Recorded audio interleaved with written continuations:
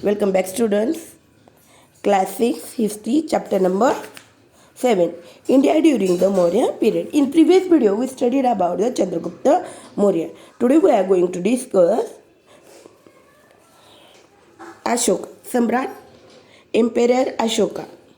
After Chandragupta renounced the throne, he was succeeded by his son Bindusara. After Bindusara's death, his son Ashoka succeeds to the throne in 273 BCE. Ashoka had been appointed the governor of Takshashila and Ujjain before he came to the throne.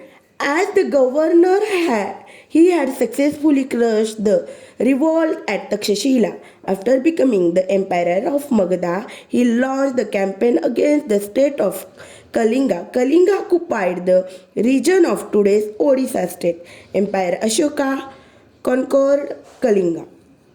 Ashoka's empire extended from the Afghanistan in the northwest and Nepal in the north to Karnataka and Andhra Pradesh in the south, and from Bengal in the east to Saurashtra in the west. After the Bindusara's death, who had a son of Chandragupta Maurya, after the Bindusara's death, his son Ashoka succeeded the throne, and he also before empire of Takshashila, he was the governor of the Takshashila. He became the after becoming the emperor of Magadha, he launched the campaign against the state of Kalinga, and Kalinga occupied the region of today's Odisha, and Ashoka's empire extended from Afghanistan to northwest and Nepal in the north to Karnataka and Andhra Pradesh in the south, and from Bengal in the east and Saurashtra in the west. This much empire expanded the Kalinga War. Ashoka was deeply moved by the bloodshed of the Kalinga War. He decided never to wage a war again. He became to believe that truth, non-violence, and compassion and forgiveness were the important value. Ashoka wanted to spread this teaching among the common people, and therefore he had pillar edicts and stone inscriptions engraved throughout his kingdom. These writings are in the Brahmi script. In these inscriptions, he is referred to as Devanampyo Piyadashi, beloved of gods, and he who looks on with affection. Another inscription states that 8 years after ascended the throne, he made the conquest of Kalinga and had a change of heart on seeing the devastations it caused.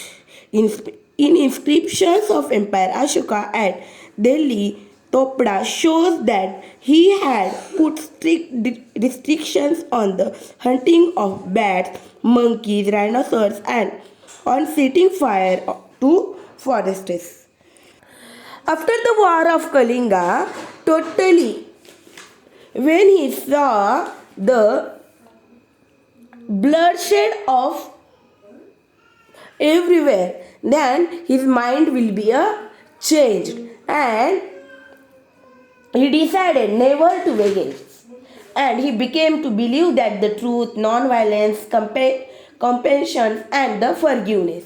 That is why, and he tried to spread this message to the common people. That is why he made the big pillars in his kingdom and write on it on the Brahmi script. Emperor Ashoka worked for the spread of religion. Ashoka had embraced Buddhism. He had convened the third religious council on Buddhism at Patliputra. Ashoka sent his own son Mahendra and daughter Sangamitra to Sri Lanka for the spread of Buddhism. He also sent Buddha bhikshus to West Asia and Central Asia for spreading Buddhism. He also built many suptas and vihars. Because of the spreading the Buddhism, Ashoka sent his son and daughter to Sri Lanka and other bhikshus all over Central Asia, West Asia. Public welfare activities. Emperor Ashoka laid stress on the creation of facilities for the welfare of the people. For example, made provisions for free medicines and the medical treatment for the people as well as for animals. He built many roads and planted trees for shade on both sides of roads. He dug wells and built dharmashalas.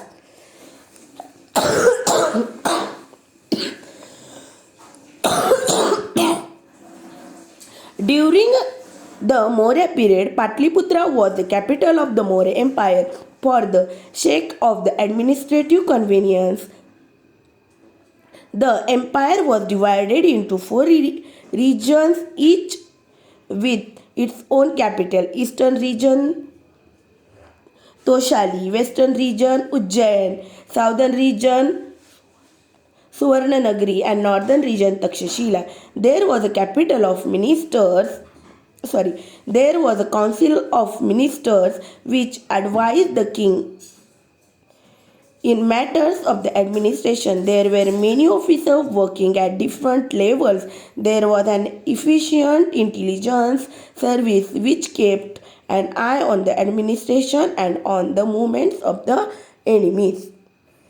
Ashoka was the kind empire, so he tried to give the all welfare activities to in his kingdom. That's why he built the dharmashalas. He tried to provide the free medical treatment, medicinal facilities, roads, water, these all facilities to available to in his kingdom. That is why he built the dug the wells and built dharmashalas, and his administration also good quality because he in his four region he make the capital of each region, and this capital of regions the council of minister works on it, and this council of ministers how they are work the advice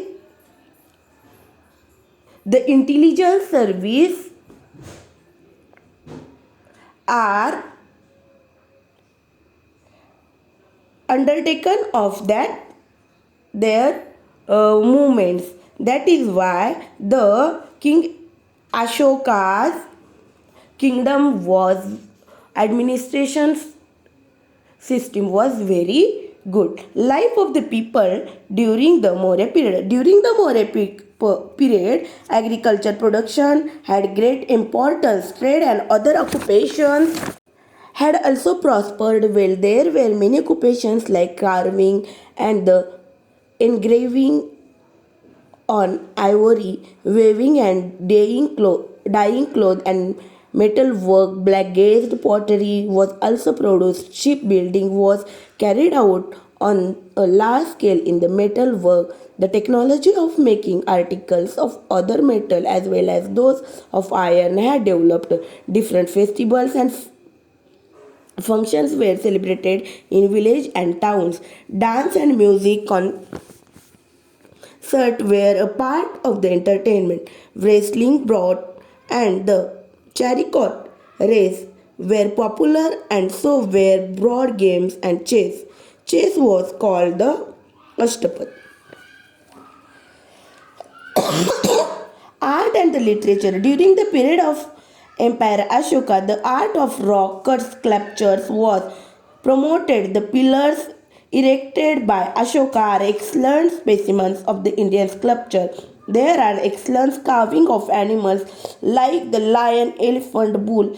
On these pillars, the chakra or wheel on the Ashoka pillar at Sarnath has place of honor On the Indian national flag, the pillar has lions on all four sides, but only three sides are visible from the front. This is the official seal of Government of India. The cave sculptures at Barabar Hills carved during the period of Ashoka are well known. These caves are in now it is in Bihar. They are the oldest cave sculptures in India. After the death of Emperor Ashoka, the Maurya Empire began to decline. After the Mauryas, many new states and some empires also emerged in India. The Maurya Empire was the largest empire in ancient India. In the next chapter, we shall discuss the political and cultural happening in the post-Maurya period. Maurya period was the one of the great empire in ancient period, and the most of the welfare activities and life we can see. I hope students you understood here this lesson. You need to read this lesson carefully and you can solve your all doubts. Thank you.